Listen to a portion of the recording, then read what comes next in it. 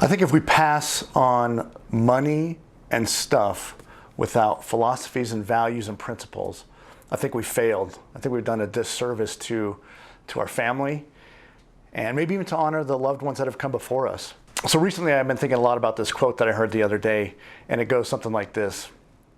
It's thinking about leaving something in somebody rather than something for somebody.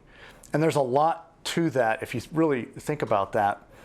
It's the experiences, the memories that you generate by being with people, being with your loved ones, being involved in organizations and causes that are near and dear to your heart. So I think the challenge is to think about, on the legacy side of things, is go beyond what your natural, immediate family might be and go beyond that and think about ways and areas that you could truly make a difference or make an impact.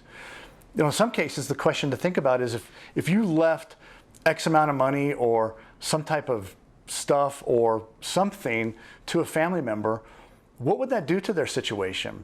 Would there be positive implications of that? Would it really improve their life? Would there be negative implications in that? Maybe you've got a loved one that's dealing with some kind of addiction and you drop in a couple $100,000. What would that do to that person? Versus you think about maybe some of the organizations that are near and dear to your heart and things that you love, and you think about, gosh, even just $100,000 into an organization, just the impact that it could have within that charity or within that community can be life-changing for some people.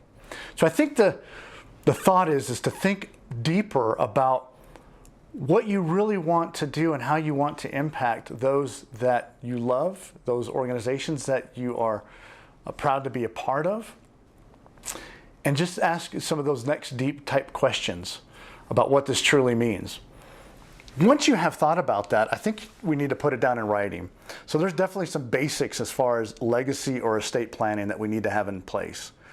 One of those first documents is going to be a trust or a will that just actually says where your stuff is going to go. Another document is a power of attorney that allows you to appoint somebody who's going to make decisions on your behalf versus the state, for example. And then a living will, what you want to happen if you're on some type of life support. What are your wishes and desires?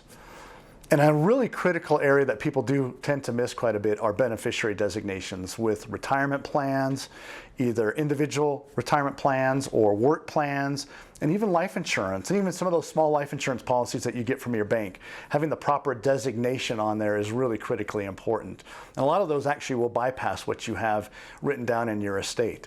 So it all goes hand in hand when we're thinking about legacy type planning. But I would really challenge you to think about the difference that you want to make in future generations and making a difference in somebody rather than leaving something for somebody.